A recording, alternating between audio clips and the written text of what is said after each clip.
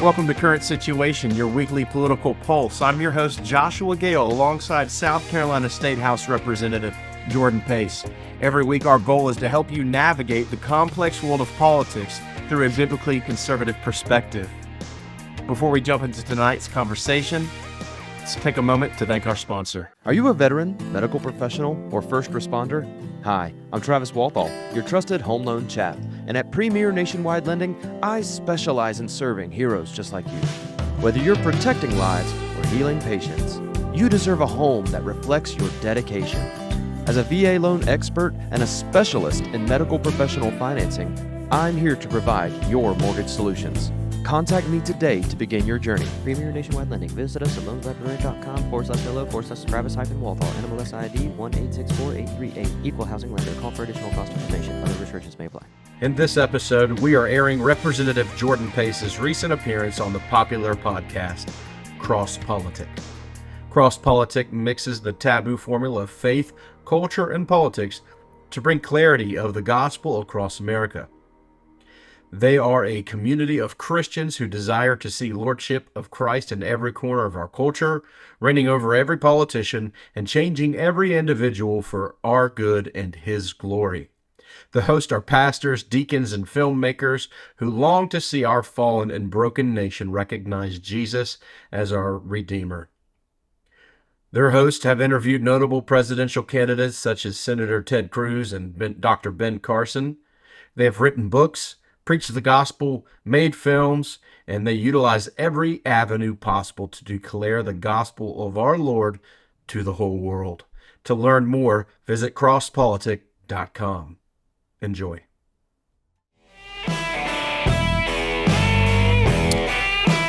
Hello, y'all. Welcome to CrossPolitic. It's just Pastor Toby and the Water Boy. It's no Chocolate Knox. He's on the road filming some projects, so sorry, you just get us. There's no worry about it. But that brings me to the fact that, join our club, support our pub, and make sure Knox doesn't leave us in the studio. There you go. There you go. Van Gelder Technologies is a U.S.-based custom software development company specializing in cross-platform mobile applications, web applications, and desktop programs. Leveraging open-source frameworks, they quickly and efficiently build custom software solutions that are tailor-made to fit your specific needs. There's no need for new Christendom companies to be content with offering subpar mobile or web experiences. Van Gelder Technologies can help you build better software for the glory of God. You can learn more today and view examples of their work or get in touch at www.vangelder.tech. That's VANGELDER.TECH. Vangelder.tech. That works. Yeah, there you go. That works. We're technology and that's how that's the ad ends. Technology and? We're technology and. I think there's probably a few more words. I think we have a bad pace there. But Vangelder.tech. Now you won't forget this ad. That's We're right. technology and. We're technology and. ... You. That means you. Look it up and find out. There we go. We're really grateful to have Representative Jordan Pace of South Carolina from District 117. He's a barbecue, liberty, and theology enthusiast. Oh, yes. Jordan, Praise the Lord. Thanks for joining us on CrossPolitic. Thanks for having me. What's your favorite barbecue sauce? Oh man, there are South Carolina has 3 regional barbecue sauces, yes, despite only having 5 million people. Yep. Vinegar, so my native mustard. Yep. Yeah, so in the Low Country, you got mustard. PD, you got vinegar. Yep. In the upstate, you got a tomato, and actually, if you go around Orangeburg, they have some weird fruit-based varieties. But no, thank you. I'm good with all of them. I will eat any smoked meat. I'm down. Is he right? Is he right or is he wrong? Yeah, I think I'm a Yankee, so I don't know how these things work. Their mustard barbecue sauce, some of their mustard barbecue sauce is fantastic. Yeah. In fact, do you have your own recipe? Because I'd love whatever recipe you use, because I'd like to try it myself. If you're gonna buy store-bought, there's Maurice's in the Midlands is pretty famous, and really any of the Bessinger brothers. There's like 4 of them. They're the mustard sauce Yeah. Yeah, because what I love to do mustard barbecue sauce on St. Louis ribs. Yeah. So good with of a garlic powder, salt, pepper base rub. Yeah. Yeah. That's not what this conversation was going to be about, Gabe. I was going to keep going on, but if you have your own personal recipe, seriously, I'd love to. I'm wanting to make. This summer is going to be a mustard barbecue summer for me. So There you go. Are you done now? Toby, do you have a question for Jordan? Yeah. Hey, if that baby's crying in the background, better be baptized. That's all. It can cry all at once. It just needs to be baptized. Well, we're a little too Baptist for that, but we are Reformed Baptists. So praise the Lord. Praise the Lord. That and mustard barbecue sauce. Okay. So are you done? You can go. You can go now. Yeah. The thing that we were just, I mean, there's a bunch of stuff going on in South Carolina. Gabe and I were just hunting through your Twitter feed, actually, your X feed, and just trying to see what was going on there. And we noticed right away there's actually quite a few similarities, it seems to us, between Idaho and South Carolina. Yeah, that's right. Where you have a relatively kind of red state, relatively conservative state, probably even super majority. More, super majority. Yeah, heavy Republican majorities, and yet y'all are doing stupid stuff. Like us. And we have the Mormons to blame. But what do you have? I mean, so we found this one. Conservatives in South Carolina apparently voted to fund gummy bear sculptures and queer body drawings recently. Because Republicans voted for that. I wouldn't say conservatives voted for that. Okay. In the budget 2 weeks ago, I submitted myself 45 or 46 amendments to the budget on the floor, which is more than normal. Usually there'd be, 10 or 12 total for everybody. And one of them, or actually 2 or 3 of them, were about the Arts Commission, because we discussed the budget 3 or 4 days after that article came out. And they were trying to increase that Art Commission budget from $5 million a year to $7.6 million a year, so they could expand their operations. And I brought that up, that article specifically, shared it around and said, look, we have 500 plus bridges that are expiring. We haven't even attributed the money that DOT needs to get them fixed, like the recurring money every year that they're saying they need. And yet we're trying to increase gummy bear art and queer body art stuff by $2.5 million. I don't think that reflects the values of most South Carolinians. Let's cut that. Not even really. I didn't even try to cut the Arts Commission. I just said, let's keep it at $5 million and take that $2.5 million along with some others and move it into roads. And they said, no, we're not going to do that. So why? I mean, why are Republicans in South Carolina voting for this stuff? Why are they not saying, "Oh, that was in that bill. We don't want to increase funding for queer body drawing"? I mean, why are Republicans not? I mean, in South Carolina, right? So the misconception there is that we're run by conservatives. We're not. We're run by the Uniparty. It's the moderate Republicans, and then the Democrats form a working majority in the state. Wow. Where on the Ways and Means Committee, for example, the subcommittee that came through the Arts Commission came through the Economic Development Subcommittee, which is chaired by a Democrat. Even though we have a supermajority of Republicans in the House, we've got 2 Ways and Means subcommittees that are chaired, and a majority of that subcommittee is run by Democrats. Wow. It makes no sense to me. No.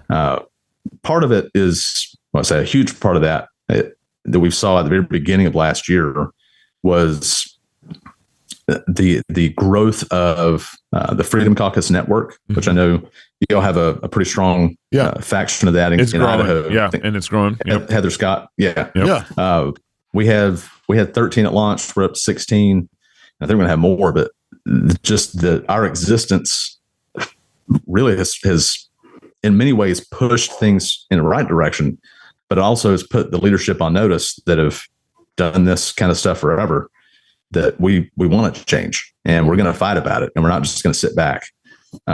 So the reason that, okay. I was just going to ask, so how many representatives do you have a House and a Senate in South Carolina, and then how many members of each? And so what are the ratios?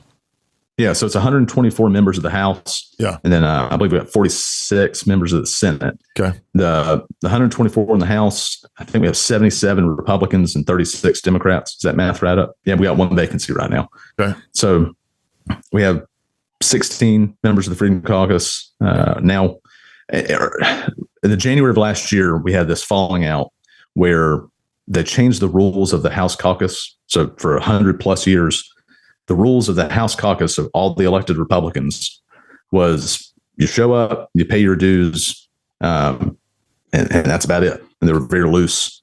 But since the Freedom Caucus popped into existence, they added this rule about not being able to campaign against other elected members of the House. So you couldn't endorse a challenger to somebody else who's in the House caucus, even if it was your son, your brother, your best friend. We asked all those questions and they said, yeah, if it's anybody, you can't support them. You can't take pictures with them. You can't endorse them. They even said, like in this meeting, like taking pictures of the voting board, how we all vote, taking pictures of that, putting it on the internet is against, could be against the rules too. What? So there was a bunch of us that wouldn't sign it. And ever since then, there's been this split and this ongoing, I won't say war, but struggle kind of for the heart and soul of the Republican Party within the state. And we saw this past Monday, yesterday at noon was the cutoff for filing. So around the state, we have a record number of contested primaries. Yep. I think the most since like the 1800s. We're going to have a test this summer about what direction the party's headed. And I'm generally optimistic. Wait, so that means they got a bunch of Freedom Caucus people going against the rhinos or whatever you want to call them. Potentially. Yeah. I don't know if they're all Freedom Caucus, but many of them that I've talked to have said that the fight that you guys are fighting, whether it's the 45 amendments on the budget this year, last year we had over 100 amendments where we tried to cut tens of millions of dollars of DEI spending at the universities, and they wouldn't do that either.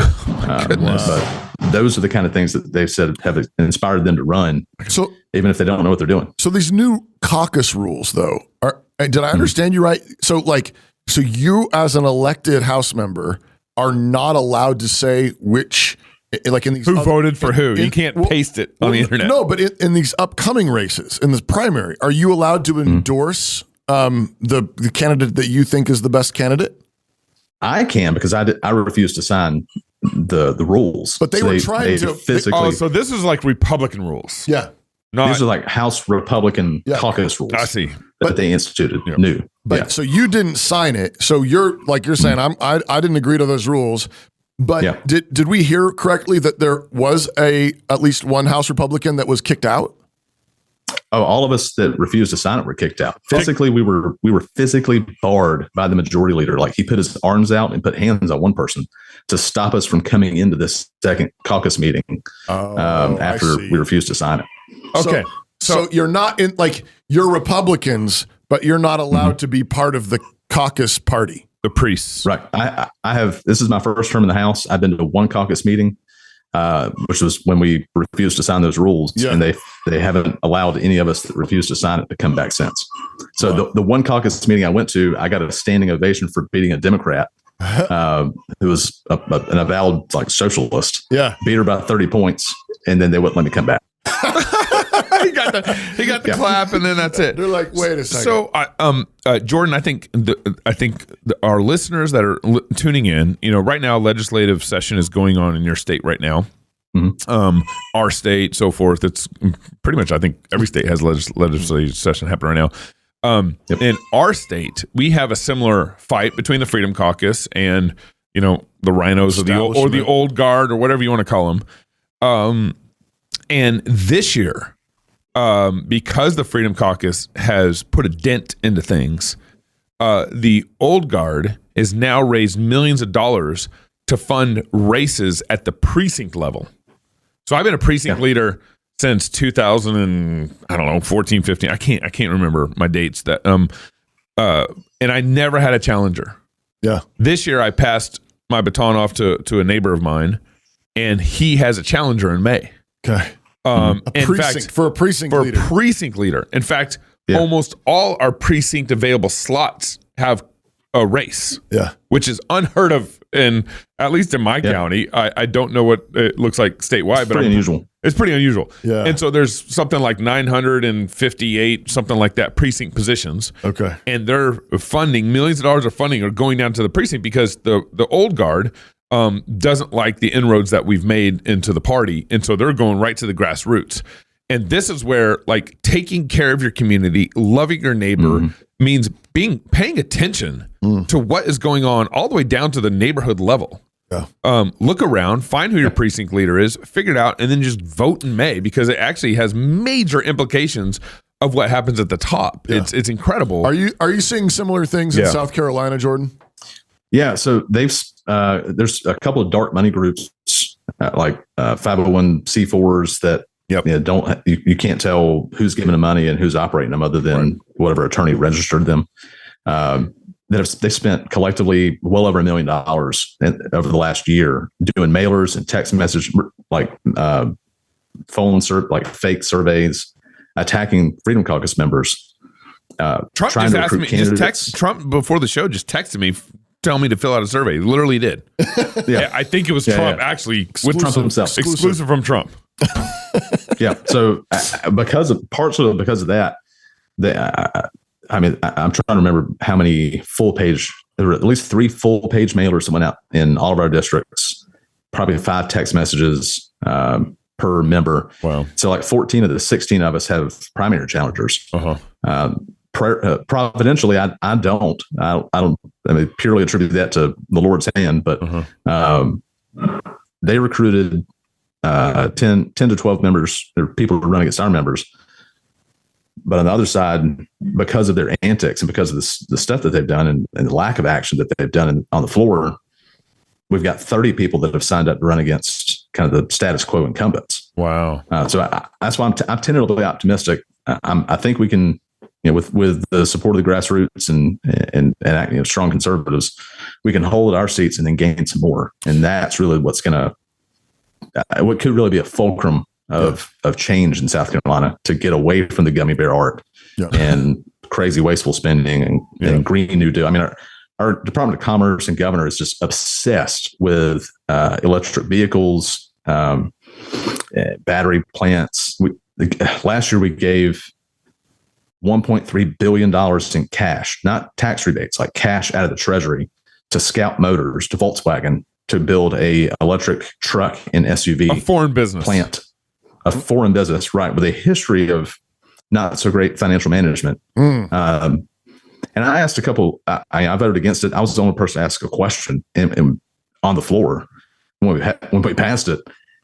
And it passed in 9 days. Like from the time we heard about it to the time the governor signed it was less than 2 weeks. And I asked a couple of members, like, do you know who started Volkswagen? And they said, no, it's German, right? I said, the Nazis. The Nazis started Volkswagen. Do you know about the billions of dollars of fines that they've got from the EU and the US, and they still haven't paid all those off? 400 million of that 1.3 billion was just a cash grant to Volkswagen, to Scout.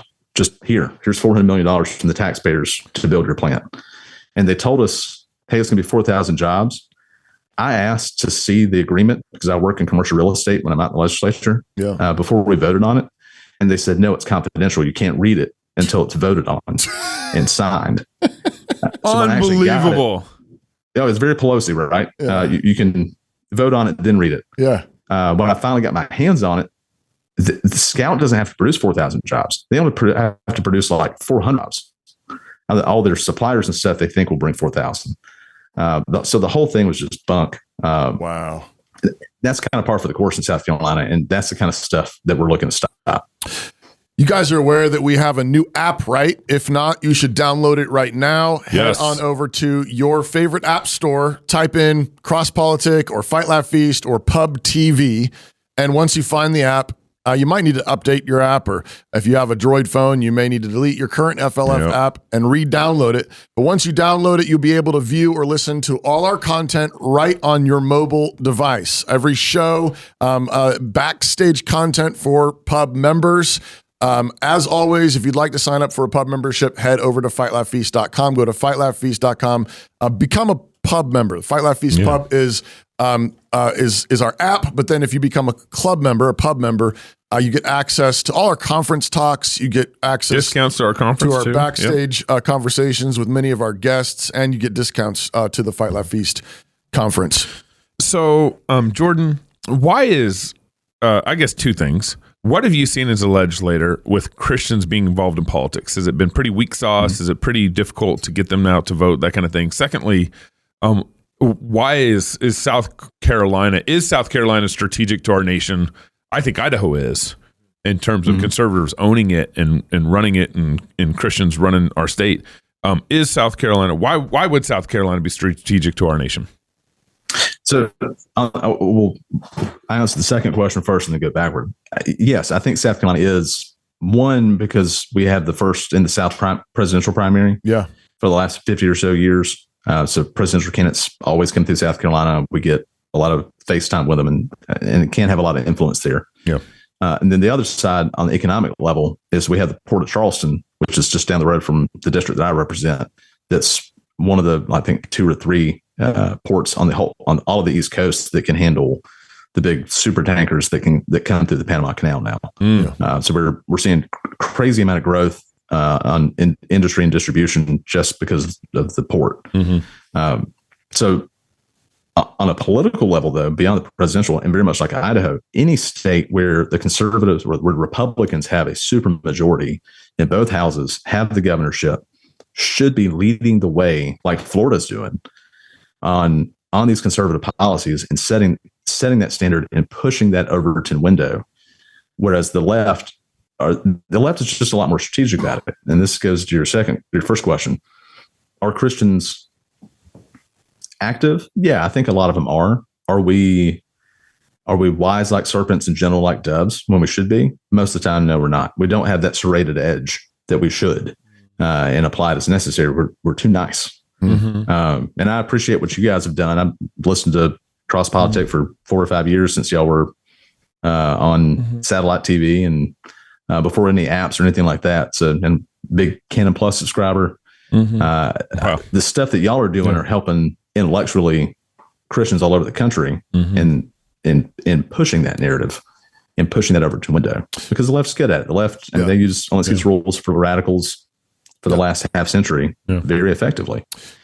We have a better playbook in the Bible that we should be using, that historically Christendom has used, and we shouldn't be ashamed of it, and we should put it into practice because it's better for everybody. Yeah. One of the things that the left has done, I think, is they've understood the necessity of discipleship. I think maybe far better than we have, which is silly and insane, since the Bible is all about discipleship. But I mean, the left captured, the sort of long march through the institutions that the cultural Marxists, envisioned, and basically said, if we want to take this country, we got to take the schools. And then from the schools, we're going to take the other public institutions. We're going to take the family, and we're going to establish a kind of a culture that then is going to produce a certain kind of political fruit. And and in many respects, they did that. They called that shot, and they've done that. And so we're behind the 8 ball in a lot of ways. And so a lot of what we see, I think, in Idaho and South Carolina are the fruit of that, where a lot of our churches, a lot of our families, like, we are being discipled by Netflix. We are being discipled by Disney. Public schools. We are being discipled by the government schools. Yeah. And so obviously we've got kind of a 2-front war, where we've got to go to the state house, and we've got to stop the worst stuff from getting passed and offer the by conservatives, apparently Republicans. Yeah, exactly. But at the same time, we've got to be reversing the discipleship process and planting a lot of seeds, raising our children in the nurture and admonition of the Lord, establishing a Christian community and church centered community, worship centered communities. What's the state, what's the cultural state of South Carolina, and how do you see that playing into the task in front of you? Yeah. So geographically, South Carolina's, much like our barbecue sauces, is got some distinctions. Yeah. On the coast where I'm at, and up into like Myrtle Beach, we have this huge, crazy huge influx of folks from up north and some from out west, but mostly up north, that have trying to get away from the crazy. Yeah. I think a lot of that's a result of COVID, whether they're moving their kids down, their homeschool families, or they're just retired or close to retired and want to be done with it. Those folks surprisingly have been the most active politically, and particularly the ones that are believers. Yep. They get down here thinking this is like conservative paradise when it's not. And once they kind of are aware of that, they're the ones that I've seen jump into the fight the most to stop us from progressing to the crazy. In the upstate where I'm from originally, politics is much more of a common kitchen table issue. So it's much more raucous and fractious, and maybe that's where I get it from, just being engaged more. That I think is still holding on to that more than the rest of the state. I honestly blame a lot of it on a lot of the apathy on this, the neo-pietism of, this isn't our home. We're just here to either till the rapture comes in 1988, even though it didn't, or we're not getting involved. We're just going to be very pious and live our lives and kind of off to ourselves. That I think is more to blame for the local, like for the people that are from here, on the apathy more than anything else. So the good thing is we got folks that are planting churches and revitalizing churches all over the state that are pushing back against that are saying, this is our home now. When the new heavens and the new earth are coming, but our job isn't just to wait for those to come. Our job is to spread the gospel. Like we've done it before. We can do it again. That is the playbook. So I'm optimistic there too on the cultural sense. Politically and culturally, I think we're heading the right direction. I got one last question here. Me and Toby and Knox went and spoke at a conference down in Lafayette, Louisiana, and I remember driving around Lafayette. There's towns around Lafayette. Lafayette's probably the biggest town, but I remember driving around in Lafayette and some of the surrounding towns, and just thinking like, man, how strategic is rural America to take over? There's where we were at. There's a lot of buildings that were abandoned. And so the access and ability to buy buildings, now there's a large workforce there. Part of the problem with the workforce though, there is that a lot of them have been co-opted by government funds, government social welfare and stuff like that. Programs. But there's, but disciple them and you got a workforce right there. And so it seems to me a lot of like rural America is actually far more strategic than we realize. Building businesses, taking over towns, revitalizing what was once there, planting churches, all that stuff. I mean, is that kind of like, in contrast, a lot of our cities are just taken over by the liberals. Right. And of course we don't abandon the cities either, but it just seems like there's some really strategic opportunities right now in some of these smaller cities, like we're in Moscow, stuff like that. How do you see that landscape there in South Carolina? Yeah, I think we're starting to organically do that. I've got younger-ish pastor friends of mine. I went to Charleston Southern University, so I got a political science and religion degree. I'm the world's worst dinner guest. It's the only two things I'm going to talk about. But a lot of the guys who went on to seminary that are now pastors, that are in their 30s and 40s, are now moving out to those not quite suburbs, right past the suburbs, where it is still affordable to live and to really have a lot of impact per time and dollar spent. To get ahead of the growth, because we know where the growth's going. It's going to go up the interstates, it's going to go up the highways, and establish there, whether it's Christian schools or just strong disciple-making churches, right?